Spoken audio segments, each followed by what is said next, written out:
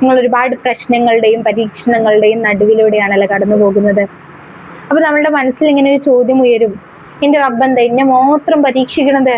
എൻ്റെ റബ്ബിന് എന്നോട് എന്തെങ്കിലും വെറുപ്പുണ്ടാ, എന്നോട് എന്തെങ്കിലും ദേഷ്യമുണ്ടോ എന്നുള്ള ചോദ്യങ്ങൾ നമ്മുടെ മനസ്സിൽ ഇങ്ങനെ ഉയരും.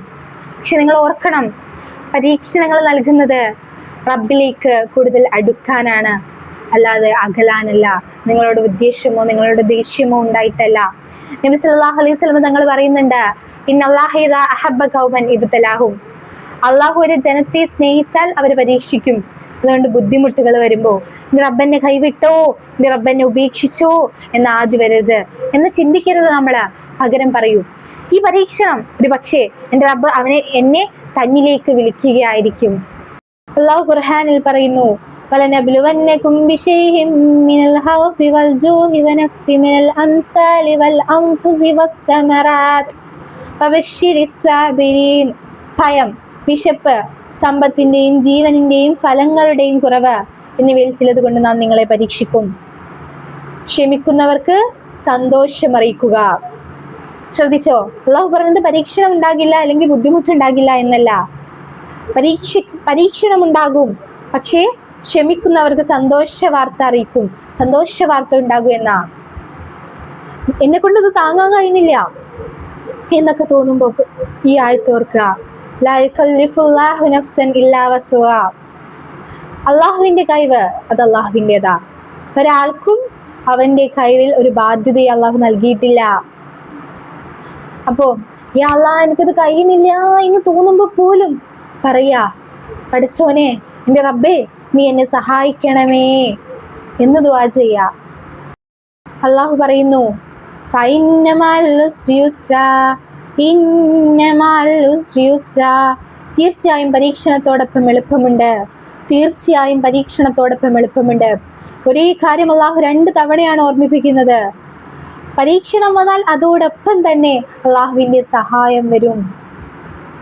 ടെൻഷൻ വരുമ്പോ, സമാധാനം കിട്ടാതാവുമ്പോ മറ്റുള്ളവരിലേക്ക് ഓടുന്നതിന് മുമ്പ് റബ്ബിലേക്ക് തിരിയൂ.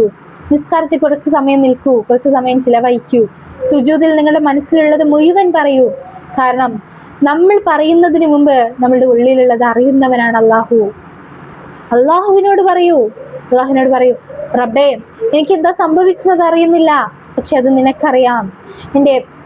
എനിക്ക് സമാധാനം തരണമേ, എൻ്റെ പരീക്ഷണം നീ എളുപ്പമാക്കണേ, എന്നെ നിന്നിൽ അകറ്റുന്നതിന് പകരം നിന്നിലേക്ക് കൂടുതൽ അടുപ്പിക്കണേ റബ്ബേ എന്ന് ദുആ ചെയ്യാ.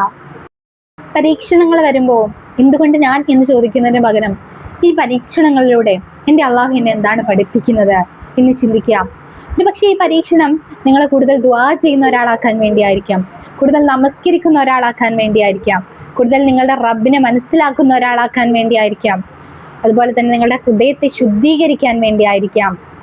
അതുകൊണ്ട് പ്രയാസങ്ങൾ കൊണ്ട് റബ്ബിൽ നിന്ന് അള്ളാഹുവിൽ നിന്ന് അകന്നു പോകരുത്. പരീക്ഷണങ്ങൾ കൊണ്ട് അള്ളാഹുവിലേക്ക് കൂടുതൽ അടുക്കൂ. അള്ളാഹു പറയുന്നു, അല്ലാ ബിദിക്രില്ലാ തത്മഇന്നുൽ ഖുലൂബ്. അറിയുക, അള്ളാഹുവിൻ്റെ സ്മരണയിലൂടെയാണ് ഹൃദയങ്ങൾക്ക് സമാധാനം ലഭിക്കുക. അതുകൊണ്ട് നമ്മളുടെ നാളെയെക്കുറിച്ച് നമ്മൾക്കറിയില്ല, പക്ഷെ നമ്മളുടെ നാളെയെ മുഴുവൻ അറിയുന്ന ഒരു റബ്ബ് നമുക്കുണ്ട്. അവനെ വിശ്വസിക്കൂ, അവനോട് ദുആ ചെയ്യൂ, സബ്ർ ചെയ്യൂ, അവനിലേക്ക് തിരിച്ചു വരൂ. അള്ളാഹു ഇരുലോകത്ത് ഉപകാരപ്പെടുന്ന മനുഷ്യരാക്കി നമ്മളെ മാറ്റട്ടെ. അതുപോലെ തന്നെ നമ്മുടെ പരീക്ഷണങ്ങളൊക്കെ എളുപ്പമാക്കട്ടെ.